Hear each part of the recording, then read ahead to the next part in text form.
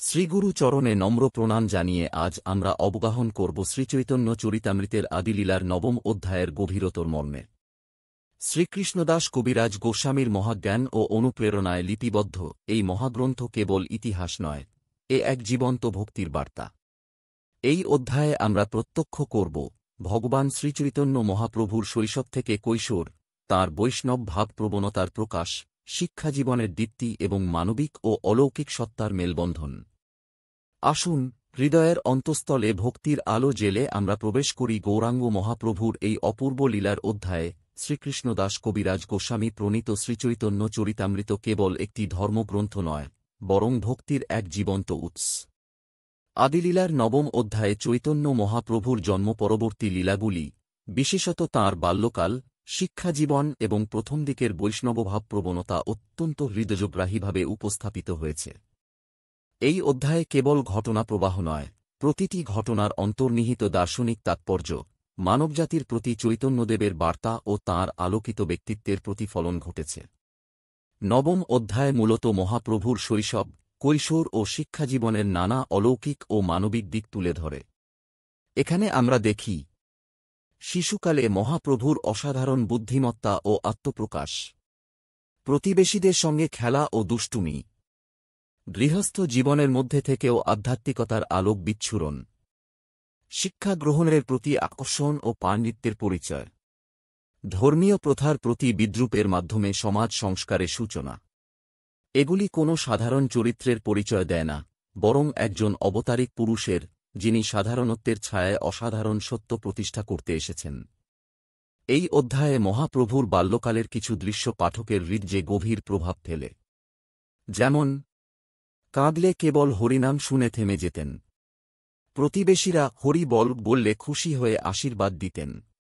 ধর্মীয় অনুষ্ঠান হলে সেখানে উপস্থিত হতেন এবং সবার মনে আনন্দ জাগাতেন।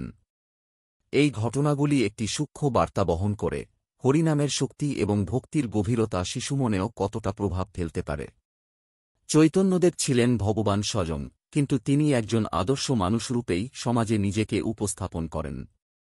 তাঁর কর্মকাণ্ডে অলৌকিকতা থাকলেও তা সর্বদা মানবিক অনুভূতির সঙ্গে মিশে থাকে। নবম অধ্যায়ে তাঁর শিক্ষাজীবনের কথা আসে।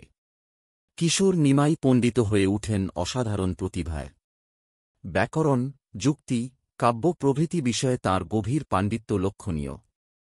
তবে তাঁর বিদ্যাচর্চার লক্ষ্য ছিল কেবল আত্মগর্ব বা সামাজিক প্রতিষ্ঠা নয়।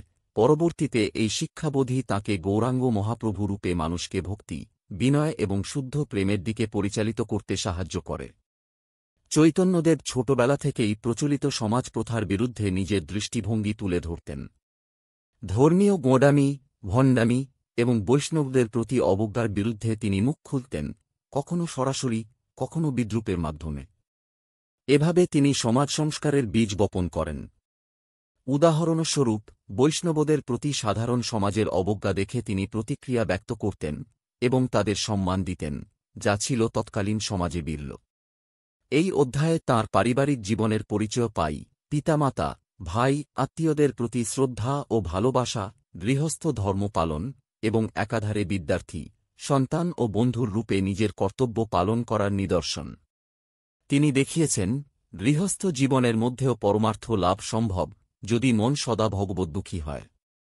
অধ্যায়ের শেষে চৈতন্যদেব ধীরে ধীরে এক অলৌকিক সত্তারূপে সমাজে প্রতিভাত হতে থাকেন। সাধারণ মানুষ তাঁকে কেবল একজন নিমাই পণ্ডিত হিসেবে চিনলেও তাঁর প্রতিটি আচরণ, বাক্য ও অনুভবের মধ্যে ঈশ্বরত্বের আভাস পাওয়া যায়। এইভাবে নবম অধ্যায় প্রস্তুতি পর্ব, যা ভবিষ্যতে গৌরলীলা বিস্ফোরণের ভিত্তি স্থাপন করে। শ্রীচৈতন্য চরিতামৃতের আদিলীলার নবম অধ্যায় কেবল একটি ঐতিহাসিক বিবরণ নয়, বরং এক মহামানবের শৈশব কৈশোরের গভীর আধ্যাত্মিক শিক্ষা ও মানবিক মূল্যবোধের প্রতিচ্ছবি। এই অধ্যায় আমাদের শেখায়, ভক্তি শুধুমাত্র ত্যাগ বা বৈরাগ্যের বিষয় নয়, তা জীবনের প্রতিটি মুহূর্তে মিশে থাকতে পারে। সত্যিকারের শিক্ষিত হওয়া মানে কেবল পাণ্ডিত্য নয়, আত্মজ্ঞান ও বিনয়ের সংমিশ্রণ। একজন মানুষ সামাজিক ও ধর্মীয় প্রতিষ্ঠানগুলিকে প্রশ্ন করে তাতে পরিবর্তন আনতে পারে যদি তার মধ্যে থাকে করুণা, প্রজ্ঞা ও ভক্তি। এই কারণেই চৈতন্যদেব আমাদের কাছে কেবল এক আধ্যাত্মিক মহাপুরুষ নন, তিনি ভক্তির বিপ্লবের আলোকবর্তিকা। নবম অধ্যায় তাঁর সেই বিপ্লবের সূচনা সঙ্গীত। এইভাবেই আদিলীলার নবম অধ্যায় আমাদের সামনে তুলে ধরে এক অনন্য মানবরূপে লীলাবিহারী ভগবান শ্রীচৈতন্য মহাপ্রভুর শৈশব ও কৈশোরের আদর্শচিত্র। তিনি আমাদের শেখান, সাধারণ জীবনের মধ্যেও অসাধারণতা সম্ভব, যদি হৃদয়ে থাকে সত্য, করুণা ও ভক্তির দীপ্তি। তাঁর শিক্ষা কেবল অতীতের জন্য নয়, আজও আমাদের পথপ্রদর্শক।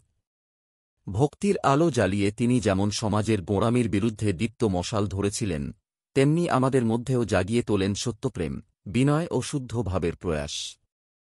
এই মহান লীলার স্মরণ আমাদের অন্তরে ভক্তি জাগাক, অহং হরণ করুক এবং আমাদেরকে পরম প্রেমে যুক্ত করুক মহাপ্রভুর চরণে। শ্রীগৌরাঙ্গ মহাপ্রভুকে শতকোটি প্রণাম। জয় শ্রী গৌরচন্দ্র।